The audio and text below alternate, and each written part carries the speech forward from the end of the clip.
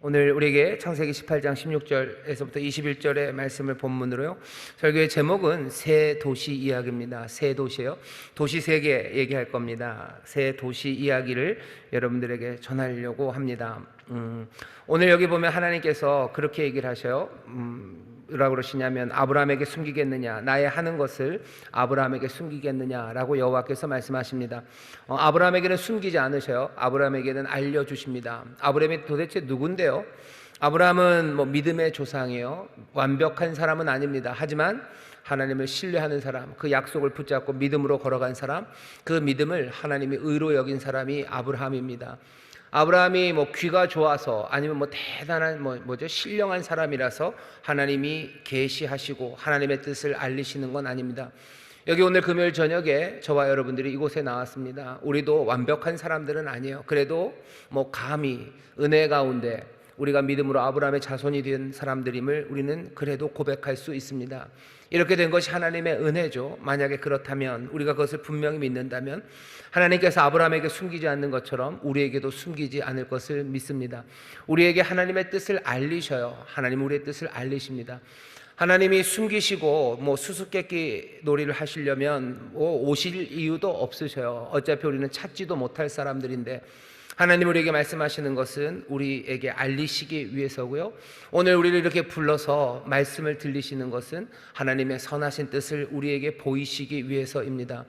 우리가 능력이 출중해서가 아니에요. 성령님이 이 시간 우리를 도우시고 또 역사하셔서 우리에게 계시하시는, 또 우리에게 알리시는 하나님의 뜻을 우리로 알아듣게 하실 줄 믿습니다. 옆에 있는 분들에게 얘기하셔요. 하나님이 우리에게 알려주십니다. 하나님 우리에게 알려주십니다. 하나님 알려주십니다.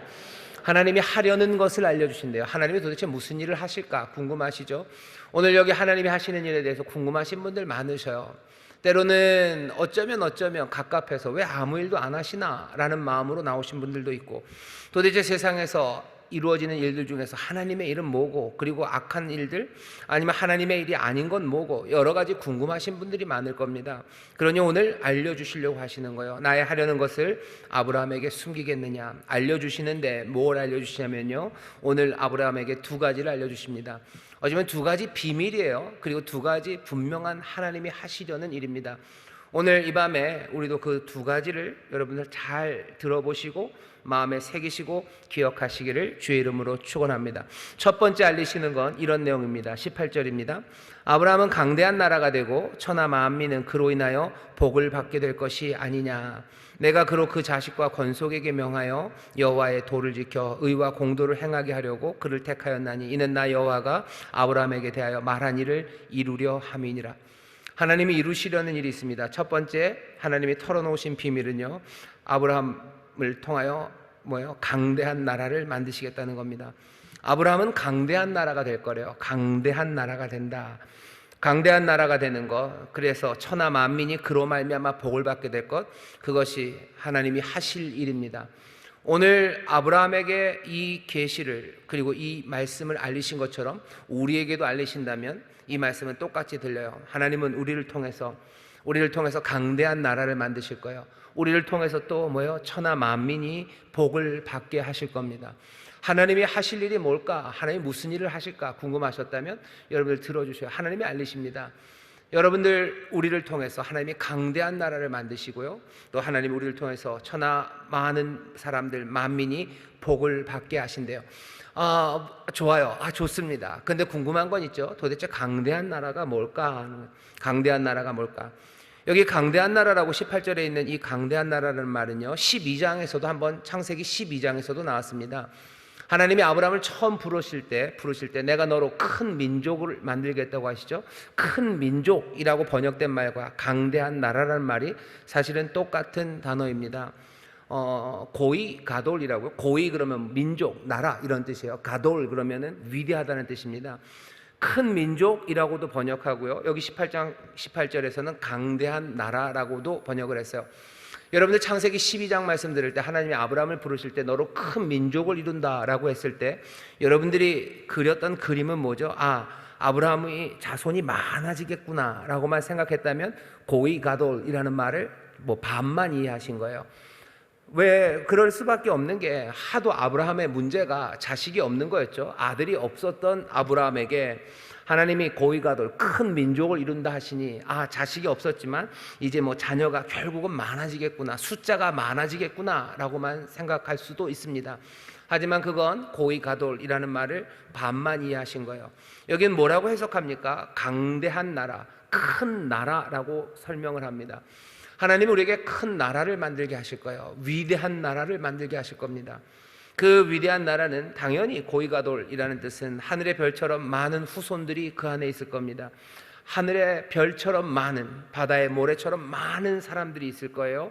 그리고 만민에게 복을 전해주는 사람들이 될 겁니다. 이 민족, 이 나라가 위대한 건 거기에 숫자가 많기 때문이에요. 생명이 가득하기 때문이에요. 그리고 이 사람들을 통해서 모든 민족이 복을 얻기 때문입니다.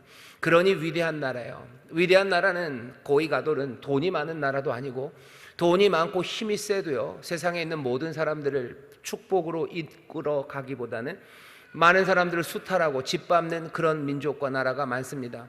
여기 있는 이 고위가돌이라는 큰 나라가 훨씬 더 축소돼서 한 가정을 말한다면요, 하나님이 우리를 통해서 우리의 가정에 위대한 나라, 소위 말하는 하나님의 나라를 이루게 하실 거예요. 그 나라, 우리 가정은 어떤 가정입니까? 생명이 풍성한 가정이에요.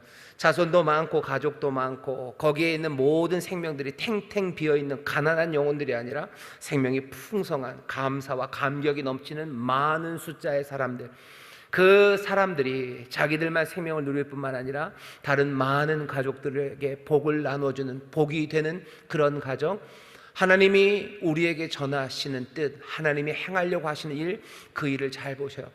우리로 고위가돌을 만드시겠대요. 많이 생명으로 충만하게, 그리고 다른 사람들을 복되게 한답니다. 어떤 나라가 돈이 많고 힘이 세도 축복을 매게 하지 못하는 거 요즘 우리가 봅니다. 러시아가 돈이 많죠. 러시아가 힘이 세죠. 무기도 많고 뭐 천연 자원도 많고 어떻게 보면 강대국입니다. 강대국이에요. 한때는 뭐 세계 G2였죠. 미국, 소련 뭐 이럴 때가 있었던 나라예요. 지금도 그 땅덩어리가 어마어마하고 그리고 거기에 천연 자원 어마어마하고요. 수억의 사람들이 살아가는 그런 나라입니다.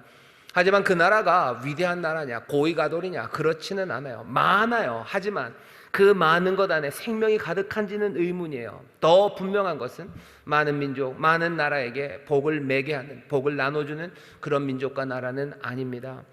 가정도 마찬가지죠. 어떤 한 가정이 뭐 사람들은 많아요. 자손들도 많고 또 재산도 많고 뭐 석박사 학위도 많고 여러 가지 기업도 많고 자산도 많은 가정, 하지만 만민에게 복을 전해주는 그런 가정이 되지 못한 가정이 얼마나 많습니까? 하나님이 아브라함을 부르시면서 얘기하시는 거예요. 아브라함에게 알려주셔요. 여호와께서 아브라함에게 알려주신 뜻은 내가 이렇게 행할 거다. 너로 고위가돌을 만들 거다. 너로 숫자 많고 생명이 풍성하게 할 뿐만 아니라 너를 통하여 세상 만민이 복을 얻게 하는 그런 민족을 이루겠다고, 그런 공동체를 이루겠다고 하나님이 약속해 주십니다. 아브라함에게 주신 이 약속을 이제 믿음으로 우리도 받습니다. 우리도 믿음으로 아브라함의 자손된 사람들이에요. 여러분들 이 고위가돌의 꿈들을 놓치지 마셔요. 우리로 위대한 민족, 위대한 나라, 강대한 나라를 만드실 거예요. 풍성한 생명으로 가득하게 하실 거예요. 그리고 세상을 복되게 하실 겁니다. 사람들은 이 나라가 뭐 이스라엘을 통해서 이루려 하셨으나 이제는 교회를 통해서 이룬다고들 얘기를 합니다. 교회에 대한 꿈이에요. 그리고 믿음의 가정에 대한 꿈입니다. 교회는 생명으로 가득 차게 될 겁니다. 하늘의 별처럼 가득 차게 되고 바다의 모래처럼 풍성해질 거예요. 세상 원근 각처에 있는 많은 사람들이 정말로 주의 이름을 부르며 달려나오기 시작할 거고, 그 풍성한 잔치 그리고 그 영원한 나라는 작은 겨자씨처럼 아니면 누룩처럼 보이지 않고 어쩌면 작았을지 몰라도 거대한 나무가 되어 수많은 새들이 깃들고 그리고 온 떡에 온 빵에 퍼져나가는 것처럼 하나님의 나라, 하나님이 세우려는 그 공동체는 생명으로 득식을 해질 겁니다. 생명으로 가득할 거고, 또 이 교회는 이 땅에 하나님의 복을 매게 하고 나눠주는 그런 아름다운 고위가돌, 하나님이 그 일을 행하신다고 하셨어요. 하나님이 하실 일을 우리에게 알리십니다. 여러분, 하나님이 무슨 일을 하실까? 그 일을 하셔요. 아브라함에게 주셨던 약속이고 꽤나 오랫동안 하나님이 이 약속을 하나씩 이루어 가셔요. 사람들로 인하여 그것들이 어그러지고 실패될 때 많아요. 여러 나서는 사람들과 왕들이, 선지자들이, 아니면 선생들이, 부모들이, 자식들이 계속해서 그것을 엎어뜨려서 놨을지라도 하나님께서는, 여호와 우리 주님은 고위가돌의 이 뜻을 꺾지 않으십니다. 예수 그리스도 이 땅에 오셔서 새로운 공동체를 만드시고, 그래서 거기에 생명을 얻되 넘치게 얻게 하시고, 많은 영혼들 찾아오시고, 잃어버린 자들 찾아오게 하시고, 그리고 그 생명의 품으로 영혼들 달려나오게 하셔서 세상 끝까지 이 복음 전하게 하셔서 세상 모든 민족으로 이 이야기를 듣게 하셔서 그 풍성한 고위가도를 만들어 가셔. 그 교회가, 그리고 그 그리스도의 몸이 이 땅에 있는 만민들에게 복을 전하게 할 겁니다. 자, 근데 이 고위가돌, 이 위대한 나라, 그리고 이 위대한 공동체, 복이 되는 이 공동체는 도대체 무엇으로 그 일을 합니까? 오늘 하나님이 알려주시죠. 어떻게 고위가돌이 되냐면요, 내가 그로 19절입니다. 그 자식과 권속에게, 권속이라는 건 집에 딸려 살아가는 사람들입니다. 그 자식과 권속에게 명하여 여호와의 도를 지켜 의와 공도를 행하게 하려고 그를 택하였나니. 왜 아브라함을 택하셨어요? 고위가도를 만드시려고 하시는 거예요. 그 복된 일이죠. 아브라함에게도 복이고 세상 모두에게도 복이 되는 하나님의 은혜의 일을 이루시려는데, 그 이루셔서 어떻게 하려고요? 공의, 그리고 공도, 의와 공도를 행하게 하려고 하신 겁니다. 어떻게 위대한 나라가 됩니까? 어떻게 복이 됩니까? 의와 공도를 행하는 나라, 의와 공도를 행하는 사람들, 그 사람들을 통해서 그 일을 하셔요. 마태복음에서 예수님이 뭐라 그러세요? 그 나라를 구한대요. 그 나라, 그 위대한 나라를 구합니다. 그 나라를 구해요. 그리고 또 뭐예요? 그 의를 구해요. 이 고위가돌이 이루어지기를 바라요. 그것들을 찾습니다. 이 위대한 나라가 되길 원하는 거예요. 생명으로 가득하고 복이 되는 그 나라를 구해요. 그걸 찾죠. 그러니 당연히 그 나라와 함께 그 의를 구할 수밖에 없습니다. 그 의와 공도를 행하는 거예요. 의와 공도를 행한다 그러면 여러분들 너무 딱딱하지 않습니까? 의와 공도를 행하는 건 너무 살벌하지 않습니까? 뭐 정의의 여신 그러면 칼 들고 있고, 아니요, 하나님의 의, 여기 의와 공도라고 번역된 뭐 쯔다카, 미슈파트라는 건요, 그냥 차가운 것일 수가 없습니다. 오히려 이 의와 공도를 행하면요, 뜨거워집니다. 뜨거워지고 그리고 사랑하게 돼요.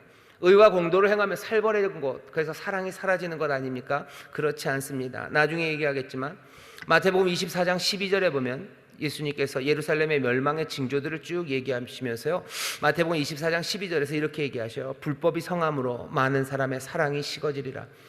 불법이 많아지면요, 사랑이 식어집니다. 불법이 많아지면 사랑이 식어지는 거, 이건 여러분들 그냥 직관적으로 아셔요. 그렇죠?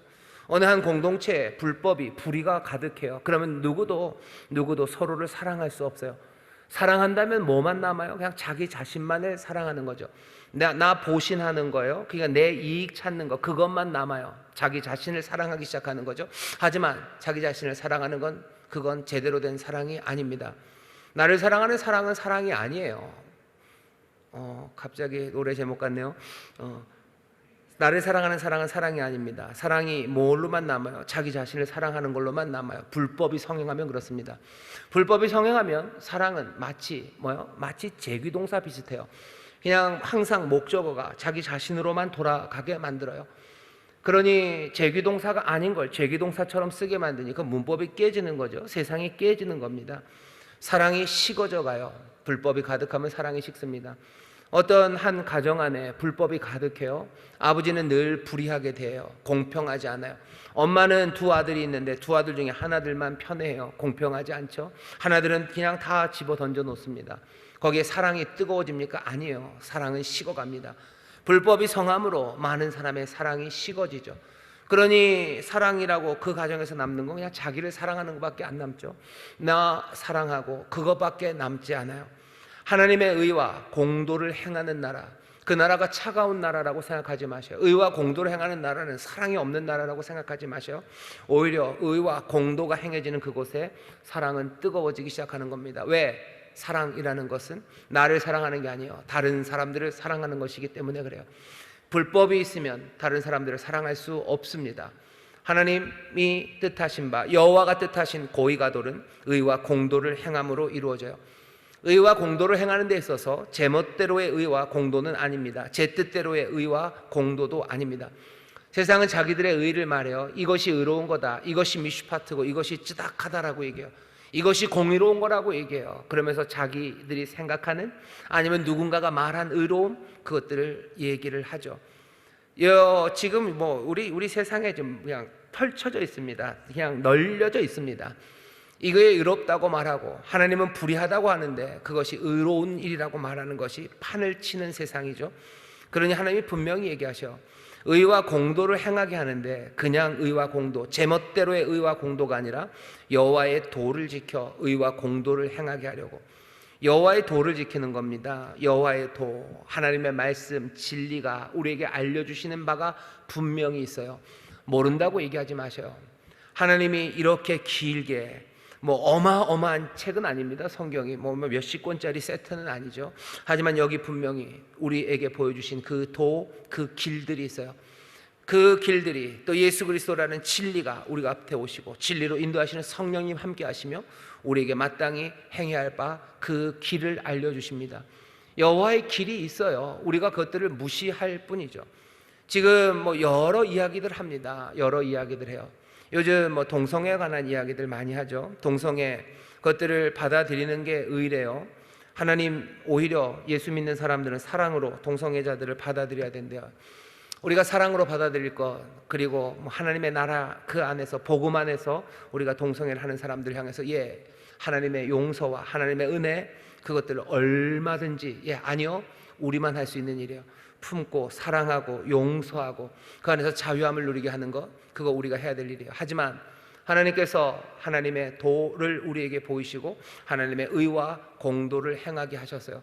이 법이 있다는 것을 무시할 수 없습니다. 고이가돌, 정말로 생명이 풍성하고 모두가 복을 매게 해서 누리게 하는 그 나라, 그 공동체는 여호와의 법, 여호와의 길, 그것을 따라 의와 공도를 행하는 그 나라가 하나님이 우리에게 뜻하시고 하나님이 일하실 곳입니다.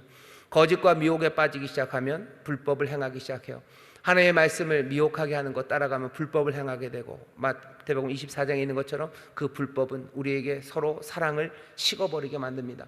많은 사람들의 사랑이 식어져요. 자기 자신을 사랑하고 서로를 사랑하지 못하게 해요. 동성애인 사람들은 아니라고 하는 사람들 사랑하지 못하고, 아닌 사람들은 동성애하는 사람을 사랑하지 못하게 해요. 왜? 미혹됐기 때문이에요. 하나님의 길, 그 길의 의와 그 공도를 행하며 우리가 그 뜻을 따라갈 때 오히려 생명은 풍성하고 만민에게 복이 넘쳐나는 하나님의 역사가 시작됩니다. 이 일을 가르쳐야 된다죠. 다시 제가 19절 읽겠습니다. 내가 그로 그 자식과 건속에게 명하여 여호와의 도를 지켜 의와 공도를 행하게 하려고 그를 택하였나니 이는 나 여호와가 아브라함에게 대하여 말한 일을 이루려 함이니라. 아브라함이 해야 되는 건 뭐예요? 자녀와 건속들에게 가르쳐야 됩니다. 행하도록 가르쳐야 돼요. 의와 공도를 행하도록 가르쳐야 되죠. 어디선가 많이 들어본 말씀 아닙니까? 마태복음 28장 20절에서 내가 네게 분부한 모든 것을 가르쳐 지키게 하라. 세상 끝날까지 내가 너와 함께 하겠다고 얘기하셔요. 가르쳐 지키게 하는 것, 그래서 의와 공도를 따라 행하게 하는 것, 그 안에서 하나님이 우리에게 약속하신 그 고이 가돌의 아름다운 그리고 위대한 나라, 그래서 세상에 복이 되는 그 나라, 그 공동체를 만들어가는 것, 그것이 하나님이 하시는 일이고 그 일에 참여하고 택하신 자들로 저와 여러분들을 부르신 줄 믿습니다. 우리가 살아갈 길에 대해서 오늘 얘기하셔요. 자, 근데 알려주시는 건 그것에서 끝이 아닙니다. 의와 공의를 통해서 하나님의 구원과 복을 누리는 것, 그거 얘기하신 것에서 끝난 게 아니라 두 번째 알려주시는 건 20절서부터입니다. 여호와께서 또 가라사대 소돔과 고모라에 대한 부르짖음이 크고 그 죄악이 심히 중하니 내가 이제 내려가서 그 모든 행한 것이 과연 내게 들린 부르짖음과 같은지 그렇지 않은지 내가 보고 알려 하노라. 첫 번째 알려주신 것은요, 하나님의 하실 일, 위대한 계획이요. 하나님의 백성 택하신 자들을 통하여 하나님이 이렇게 이끌어 가실 거예요. 세상은 이렇게 사는 거다라고 우리가 가야 될 길을 보이십니다. 두 번째 알리신 건 소돔과 고모라라는 현실입니다. 이 소돔과 고모라는 당연히 의와 공도를 행하는 곳 아니에요. 당연히 생명이 풍성한 곳 아니고 복을 매게 하는 그런 도시가 아닙니다. 왜 소돔과 고모라 얘기를 하십니까? 예, 하셔야만 되기 때문이에요. 우리가 살아가는 삶을 보시면 압니다. 우리에게 하나님의 약속을 주셔요. 하나님이 우리를 택하셔서 우리로 하나님의 법을 우리에게 주셔서 우리로 의와 공도를 따라 행하게 하시며 우리의 삶이 하나님이 약속하신 바 복을 누리고 또 복이 되는 그 귀한 삶을 우리에게 주셨구나. 그 길을 따라 살아가게 하시는 그 가르침이 필요하고, 그 다음에 뭡니까? 우리의 현실 살아가고 있는 이 땅의 자리에 대해서 이야기하셔야 돼요. 왜? 하나님이 이루시려고 우리에게 주신 첫 번째 말씀, 첫 번째 것들은요, 아직 온전히 이루어지지 않았어요. 온전히 이루어지지 않았다고 해서 허상은 아닙니다. 오히려 그것이 우리로 이 땅에서 분명하게 살아가게 하지만 여전히 1번은 약속, 그리고 소망, 그리고 우리가 따라가야 될 꿈에 관한 이야기예요. 2번, 소돔과 고모라는 현실입니다. 이 현실이 우리와 상관없냐? 아니요, 상관없지가 않아요. 애매하게 다 걸려 있습니다. 소돔과 고모라가 아브라함과 전혀 상관없어요? 아니죠. 여기는 소돔과 고모라에 아브라함의 조카가 살고 있습니다. 조카가 살고 있어요. 게다가 아브라함은 이제 모든 민족에게 복이 돼야 돼요. 모든 민족에게 복이 돼야 되는데 저 악한 소돔과 고모라에게는 도대체 어떤 관계로 어떻게 복이 될 수 있을지 거기에 대해서 설명이 필요합니다. 이 이야기는 따로 떨어져서 이야기되지 않아요. 오늘 여기 있는 이 이야기는요, 아브라함이 처음 부르심 받은 후 25년 만에 다시 오신 거예요. 그 전에도 나타나셨지만 하란에서 나와서 하나님이 큰 민족 이루겠다고 하시더니 25년이 지나서 이제 오셔가지고요, 강대한 나라, 똑같은 얘기죠. 고위가돌이 되겠다고 약속을 하시면서 얘기하셔요.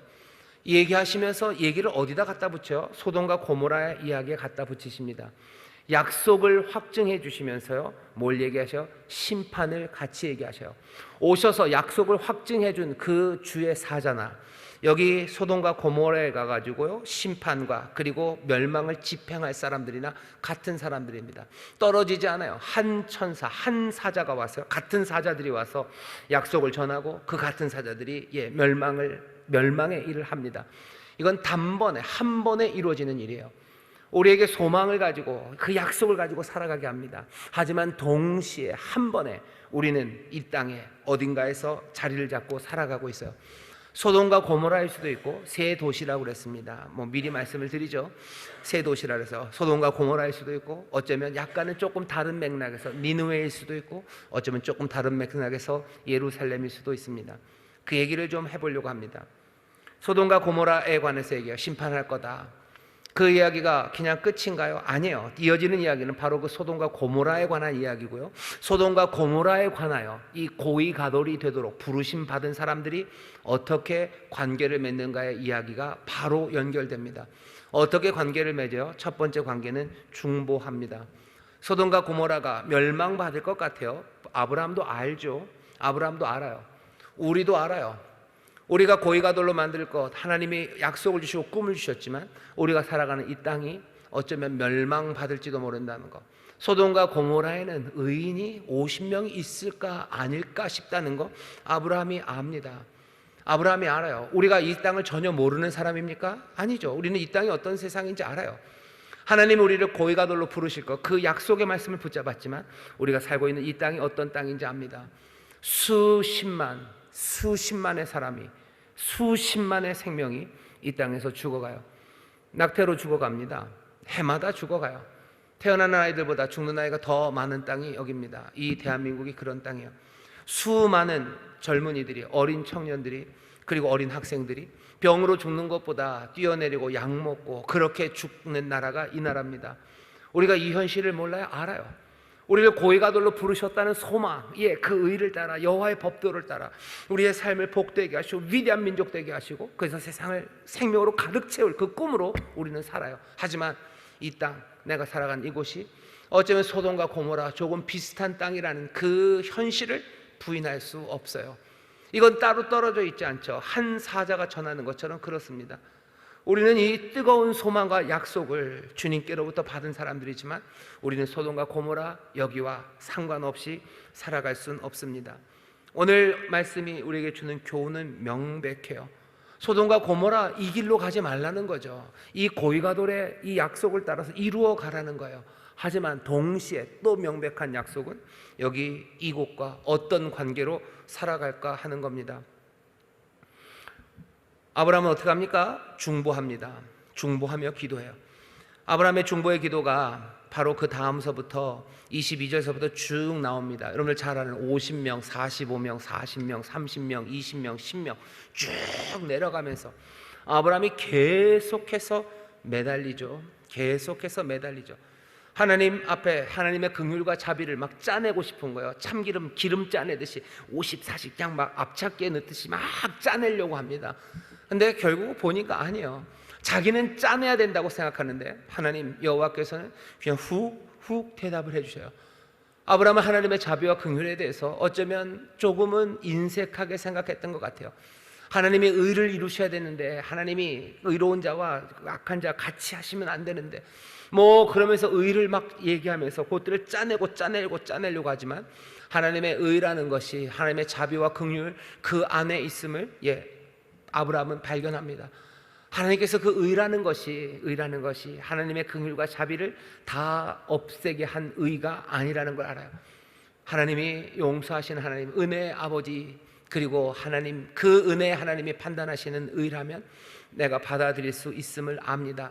그러니 10명까지 갔을 때 떨며 그냥 겨우 10명까지 갔을 때 아브라함은 섭니다. 그리고는 아브라함은 자기의 집으로 가죠. 18장 제일 마지막에 보면 기도가 다 끝나고 33절입니다. 여호와께서 아브라함과 마침을 마치시고 즉시 가시니, 하나님도 빨리 가셔야 돼요. 왜? 아브라함이 괜히 5, 4, 3, 2, 1 그러다가 아무도 없어도 이렇게까지 갈지도 모를 녀석이다 싶으신 것 같아요. 그러니 즉시 가십니다. 아브라함도 자기 곳으로 돌아갑니다. 아브라함이 자기 곳, 자기의 집으로 가요. 여기가 조금 사실은 의문입니다. 아브라함은 자기 집으로 가서 뭐 했을까? 중보의 기도 뜨겁게 했습니다. 그런데 집으로 가서 뭐 했을까? 집으로 가서 아무것도 안 합니다. 그냥 지켜봐요. 나중에 소돔과 고모라가 멸망되는 그때도 아브라함이 그 아침 일찍 일어나서 19장 보면요, 여호와의 앞에 섰던 곳에 이르러 눈을 들어 연기가 치밀어 오르는 걸 그냥 보고 있습니다. 보죠. 얼마 전에 이 설교를 했었는데요, 아브라함이 더 이상 할 말이 없죠. 왜? 하나님의 은혜와 그리고 그 공의를 아브라함이 알기 때문이에요. 중보하며 기도했어요. 끝까지 하나님 앞에 매달려 기도했습니다. 하지만 집으로 돌아가선 아무것도 하지는 않습니다. 우리는 그런 생각이 들죠. 10명까지 딜을 해놨으면 롯 가족 4명, 그러면 빨리 주소를 옮기면 되죠. 아브라함 집안에 있는 의로운 사람들 한 6, 7명, 넉넉하게 한 10명 정도 빨리 소돔과 고모라에 가서 살면 하나님이 때리지 않으시겠지라고 생각할 수도 있고, 아니면 빨리 소돔과 고모라에 달려가서 회개하라고, 돌아서라고, 하나님이 너희를 심판하신다고 가서 말할 수도 있었을 것도 같아요. 그런데 달려가지는 않습니다. 왜 그랬을까에 대해서 묻는 건 별로 의미가 없어요. 아브라함이 완벽한 사람은 아니죠. 아브라함은 믿음으로 살았던 사람이고, 여기 있는 이 말씀은 그 소돔과 고모라를 향해서 중보하며 기도할 때 그 중보 기도는 어디까지인지를 보여주는 거예요. 하나님의 은혜, 그리고 하나님의 은혜로우심과 자비로우심, 의로우심을 끝까지 붙잡으면서 할 수 있는 최선을 다해서 그 소돔과 고모라를 위해서 중보하는 것, 그것이 어쩌면 고이가돌이라는 것을 이루려는 그 약속을 붙잡은 사람들이 세상을 향해서 가져야 되는 토대입니다. 우리가 알려주는 건 뭐예요? 소돔과 고모라를 위해서 여러분들 중보하며 기도하셔요. 근데 문제가 좀 있습니다. 어쩌면 아브라함이 자기의 곳으로 돌아갔기 때문에 돌아갈 곳이 있으니 그냥 그만큼 한 것 같아요. 아브라함의 집이 소돔과 고모라였다면 그랬을까? 그렇지는 않았겠죠. 자기의 안전한 곳, 편안한 곳이 있기 때문입니다. 중보기도 해야 돼요. 중보기도 하십시오. 하지만 중보기도만 하고 멈출 수 있는 건 왜 그런 거예요? 내가 가야 될, 내가 머물 수 있는 안전하고 편안한 곳이 있기 때문입니다. 소돔과 고모라가 내 땅이 아니기 때문에 그래요. 내 집이 아니기 때문에 그렇습니다. 그러면 내 집이 아닌 곳에는 갈 수 없습니까? 아니요, 그렇지도 않아요. 두 번째 도시 니느웨입니다. 니느웨도 소돔과 고모라처럼 악한 도시예요. 하나님께서 니느웨를 치려고 하십니다. 요나서가 그 이야기죠. 요나서 보면 요나서는 몽땅 다 부르짖음입니다. 요나서는 몽땅 다 부르짖음이에요. 하나님께서 요나에게 명령하신 것도요, 1장 2절에 가면 너는 일어나 저 큰 성읍 니느웨로 가서 그것들을 쳐서 외치라 그래요. 외치라. 외치라는 말이 부른다는 얘기예요. 부르짖으라는 얘기예요. 너 니느웨 가서 부르짖어라 라고 얘기해요. 요나는 부르짖으러 가지 않습니다. 오히려 침묵하죠. 조용히 입 다물기 위해서 저쪽 멀리 다시스로 도망가는 그 배를 타고 배 밑창으로 침묵의 자리로 들어가요. 깊은 침묵에 들어가고 배가 흔들리고 폭풍에 난리가 나도요, 요나는 찍소리 안 합니다. 이 꽉 다물고 있습니다. 결국은 어떻게 돼요? 그 배에 있는 사람들이 부르짖죠. 14절 보면 결국 무리가 여호와께 부르짖어 가로되 여호와께 부르짖는 건 배에 있는 사람이요, 요나는 부르짖지 않습니다. 언제 부르짖어요? 묘하게도 바다에 던져졌을 때 바다에 던져진 요나를 물고기가 먹습니다. 2장 2절에 보면 그때 요나가 기도 노래 그렇게 해요. 내가 수올의 뱃속에서 부르짖사옵더니, 내가 그 뱃속에서 부르짖었대요. 나를 위해서는 부르짖습니다. 하지만 나는 니느웨를 위해서는 부르짖기 싫은 거예요. 나는 니느웨를 위해서 부르짖을 수 없어요. 배에 있었던 선원들은 왜 부르짖어요? 자기들의 생명을 위해서 부르짖죠. 하지만 니느웨를 위해서는 아무도 부르짖지 않습니다.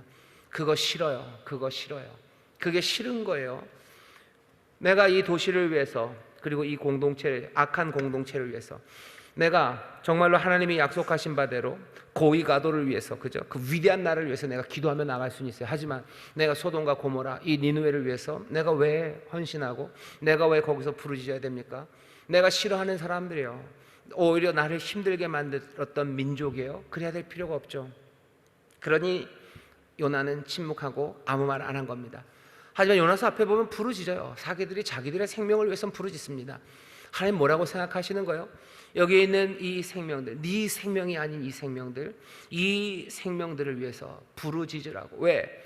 내가 네 부르짖음을 듣듯이, 내가 네 생명을 돌보듯이 나는 이 생명의 주인이라는 것을 하나님이 보여주시려고 하셔요. 요나는 그걸 못 받아들입니다. 절대로 난 못할 것 같아요. 하나님이 나에게 맡겨주신 일이니 하긴 해야 합니다. 나도 압니다. 하지만 나는 못합니다죠. 내가 거기 가야 되는 거 알아요. 왜 하나님이 나를 보내셨어요? 맞아요. 거기 있는 생명들도 부르짖을 거예요. 나도 내 위기 때 부르짖고 이 선원들도 부르짖는 것처럼 그들도 부르짖어야 살겠죠. 하지만 내가 가서 그들을 위해서 부르짖어야 되는 거, 그건 못하겠다고. 내가 마땅히 해야 할 바인 줄은 알지만 이 땅의 악함과 내가 속한 공동체의 그 멸망받을 만한 그 추레함과 그리고 그 비참함과 악함과 불의함을 내가 알지만 내가 왜 거기 가서 그것들을 위해서 부르짖어야 되는 거죠. 요나는 못합니다. 해야 되는지를 알아요. 선지자입니다. 안 되는 거예요. 요나가 뭐라고 하는지 보세요. 요나는 뭐라고 그래요? 요나는 그 전에도 그래요. 나를 들어서 바다에 던져라. 왜? 내가 잘못한 거 요나가 알죠. 내가 죽어야, 내가 하나님께 드려져야 너희가 살 거예요. 그러니 내가 해야 되는 일은 내가 바다에 들어가야 되는 일입니다. 요나는 압니다. 하지만 그럼 지가 들어가면 되죠. 근데 나는 못 들어가겠다는 거죠. 그러니 나를 들어 바다에 던지래요. 결국은 들어서 던집니다. 요나는 니느웨로 가야 된다는 걸 알아요. 하지만 못 갑니다. 그러니 다시스로 간 거예요. 그래서 결국 선원들이 들어서 바다에 던지듯이 하나님께서는 이제 그 물고기를 통해서 요나를 니느웨에다가 집어 던지시는 거예요. 그 집어 던져진 거기에 들어간 요나는 어떻게 해요? 3장 보면 드디어 외치기 시작합니다. 3장 4절이요. 요나가 그 성에 들어가 곧 하룻길을 행하여 외쳐가로되, 똑같은 단어입니다. 카랄이라고 부른다는 얘기예요. 부르짖기 시작해요. 이 부르짖음에 3장 8절입니다. 여기 있는 니느웨 모든 사람들이 여호와께 또 부르짖으라고 하고 여호와께 부르짖기 시작합니다. 그러며 구원이 임하기 시작하죠. 니느웨라는 도시를 보세요. 니느웨라는 도시는 살아납니다. 나중에는 멸망하겠지만 적어도 여기 구원이 시작돼요. 하나님의 의를 찾기 시작할 거고 하나님의 의 가운데 구원이 임하죠. 무엇을 통해서? 여기 부르짖는 사람을 통해서요. 이 부르짖는 사람은 자발적으로 간 건 아닙니다. 던져진 거예요. 부르짖음이 필요합니다. 그 성 안에서의 부르짖음이 필요해요. 소돔과 고모라에서는 부르짖음이 없어요. 그죠? 밖에서 중보하며 기도합니다. 그리고는 이 아브라함은 어디로 가요? 자기의 곳으로 갔어요. 자기의 곳으로 가서는 이루어질 수 없습니다. 중보하십시오. 소돔과 고모라는 그 도시를 위해서 중보하셔요. 하지만 그것만 갖고 되겠습니까?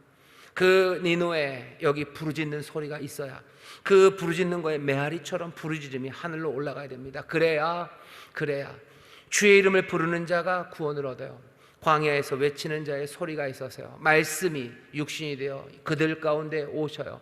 하나님의 말씀이 그들과 함께 하십니다. 그때 그 흘린 피가, 그리고 갈보리 십자가에 흘려진 그 피가 외치는 부르짖음이요. 그 부르짖음에 반향처럼 그 부르짖음을 영접해서 그 거민들이 부르짖기 시작할 때 주의 이름을 부르는 사람이 구원을 얻느라 했어요. 니느웨가 그렇게, 우리가 살고 있는 이 사회가, 어쩌면 우리가 살고 있는 이 나라가, 아니면 이 인천이, 아니면 우리가 있는 이 교회라는 이 공동체, 여기 이곳이 니느웨처럼 불의와 그리고 악함과 하나님이 때리실 만한 모든 추함이 있는 곳이라면 여기에서 부르짖음이 없이 어떻게 구원을 얻습니까? 하나님의 고위가돌로 부름받은 사람들은 이 현실을 무시할 수 없어요. 이 현실과 동시적으로 살아갑니다. 이 땅을 위해서 부르짖어야 되죠. 부르짖어야 되죠. 안 부르짖어지죠. 거기 가서 내가 왜 그 일을 해야 됩니까? 만나기 싫어요. 어떻게 해야 돼요? 던져주십니다. 아니, 던져달라고 기도하셔. 던져달라고. 나를 들어 바다에 던지시옵소서. 나는 니느웨 절대로 못 가니 어떻게 하나님이 거기다 던져주셔요. 내가 마땅히 할 바를 알아요. 내가 마땅히 해야 될 것을 내 마음의 법이 알지만 또 내 안에 있는 모든 죄와 내 못남과 그리고 내 연약함이 나로 마땅히 해야 할 그 일들을 하지 못하게 합니다. 니느웨에 던져진 요나처럼 때로는 하나님께서 그렇게 던져 넣기까지도 하셔요. 왜? 하나님이 그 무너진 성벽, 그 무너진 성을 쌓고 무너진 데를 막아서는 사람, 그런 사람들을 찾으시죠. 에스겔서 22장입니다. 22장 30절에 보면 내가 그런 사람들을 찾는다. 나를 막아설 사람을 찾는다. 부르짖으며 막아설 사람이요, 성이 무너진 곳, 그리고 성을 쌓아내면서 하나님을 막아서는 그 도시를 지키는 사람들, 하나님은 그 사람들을 찾으신대요.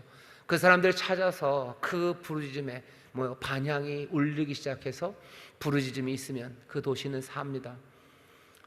니느웨가 그런 곳이요. 세 번째 도시입니다. 세 번째 도시는 예루살렘입니다. 아까 읽었던 마태복음 24장에 보면 예수님께서 예루살렘의 멸망의 징조들을 쭉 얘기하십니다. 거짓에 사람들이 많아요. 거짓, 미혹하는 일, 거짓과 미혹함이 많아요. 그러면 결국 불법을 행하게 돼요. 불법을 행하면 많은 사람의 사랑이 식어집니다. 그렇게 예루살렘에는 점점 멸망의 징조가 보입니다. 그러다가 24장 15절에 가면요, 예수님이 그런 얘기를 하셔요. 도망가랍니다. 버려야 돼요. 24장 15절입니다. 그러므로 너희가 선지자 다니엘의 말한 바 멸망에 가증한 것이 거룩한 곳에 선줄로 보거든 읽는 자는 깨달을진저 그때 유대에 있는 자들은 산으로 도망할지어다. 예루살렘에 있지 말고 산으로 도망가라. 예루살렘 떠나고 도망가야 되는 거예요. 어떤 때는 도망가야 됩니다. 거짓과 미혹이 있는 건 그 전이에요. 거짓과 미혹으로 불법이 많아요. 그러니 거짓과 미혹에 대항하는 제대로 된 외침들이 있어야 되겠죠. 외쳐야 됩니다. 외치고 또 의를 행함으로 이 땅에 하나님을 향한 부르짖음이, 또 의를 향한 갈망이 생겨날 수 있도록 우리가 그것들을 만들어내야 돼요. 어쩌면 빛과 소금이라는 거, 이건 아마 성경적인 의미는 아닙니다만 제가 광성고등학교를 저기 다녔는데요, 우리 거기 그때 교감 선생님이 늘 했던 말이 그 말이에요. 소금 먹은 놈이 물킨데요. 그건 뭔 얘기냐면 공부 많이 하면 성적 올라간다, 그 얘기입니다. 소금, 우리가 빛과 소금이라는데 어쩌면 이거는 일반적인 얘기는 아닙니다. 어쩌면 우리가 소금이라면 세상을 갈망하게 만드는 사람이 아닐까, 그런 생각을 좀 합니다. 우리가 의를 말해요. 그리고 의를, 그 쓰다카 그리고 미슈팟, 하나님의 의와 공도를 행하며 그 아름다운 삶, 그 복된 생명의 충만함을 만들어낸, 그건 사람들로 하여금 갈급하게 목마르게 만드는 거죠. 물 찾아 나오게 하는 거, 그런 건 아닐까. 우리가 빛으로 인도하고 사람들을 정말로 제대로 된 목마름 앞으로 나오게 하는 것, 그것이 우리가 아닐까. 예루살렘에서 그 일을 아마 할 겁니다. 가르쳐 지켜 행하게 할 거예요. 예루살렘에서, 사마리아에서 땅끝까지 가면서 할 겁니다. 예루살렘에서 그 일을 할 거예요. 하지만 24장 15절 16절 보면 멸망에 가증한 것이 거룩한 곳에 선 것을 보거든 그땐 도망가라. 그땐 도망가야 돼요. 그땐 할 필요 없어요. 멸망에 가증한 것이 거룩한 곳에 선다는 이야기, 다니엘이라고 아예 얘기를 하셔요. 사람들은 이게 다니엘 9장 27절이라고 생각합니다. 다니엘서 9장 27절의 이야기는요, 뭐냐면 예배가 멈춰지는 때예요. 예배가 멈춰져요. 진정한 예배가 멈춰지는 때입니다. 예배 드릴 수 없게 만드는 때예요. 예배 드릴 수 없는 때, 아니면 어쩌면 거기 모여있는 성도라는 사람들 아니면 종교라는 것이 정말로 제대로 진정하게 예배드리는 그것마저 무너졌을 때, 그래서 하나님 앞에 드려지는 예배가 그쳐버린 그 예루살렘이라면 너희들 도망가라, 떠나라 하는 거죠. 멸망에 가증한 것이 거룩한 곳에 서거든 유대 광야에 있는 자들아 너희들은 산으로 도망가라고. 새 도시입니다. 어쩌면 예루살렘, 멸망에 가증한 것이 거룩한 곳에 선 그 도시, 그 도시에선 도망가래요. 니느웨, 이 땅에 하나님이 보내시는 사람들이 있어요. 가서 부르짖어 외치기 시작하는 거죠. 의를 말하고 온갖 미혹과, 그래서 불의를 만들어내는 세상, 불법을 만들어내는 세상에 의와 공도를 말하고, 그리고 그 의를 증거하며 빛으로 소금으로 살아가고, 거기에서 할 수 있는 부르짖음을 만들어내는 시도들. 어쩌면 소돔과 고모라, 내가 중보하며, 내가 서 있는 땅은 아니지만 중보하며 기도하고, 어느 땅을 위해서는 내가 중보해야 될 겁니다. 어느 도시를 위해서는. 하지만 하나님이 나를 던져놓은 도시, 나에게 맡겨주신 부담감, 거기에 가서는 내가 마음에 들지 않더라도 나를 밀어붙이는 그 일에 부르짖고 또 맡겨주신 그 일을 감당해야 될 거예요. 도망가는 건 도망갈 수도 있습니다. 언제?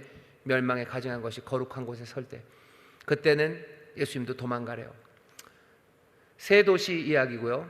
세 가지 방법입니다. 중보하셔요, 뛰어들어 외치셔요, 그리고 때로는 도망갑니다. 요것만 있는 건 아니죠. 동시에 뭐예요? 우리는 고위가돌이라는 걸 잊으시면 안 돼요. 나는 어떻게 할 겁니까? 우리는 함께 하나님의 도, 여호와의 도를 따라서 의와 공도를 행하며 우리의 생명의 충만함과 세상에 복이 되는 일 멈추지 않을 거예요. 이 약속과 이 소망 놓치지 않고 그 길을 갈 겁니다.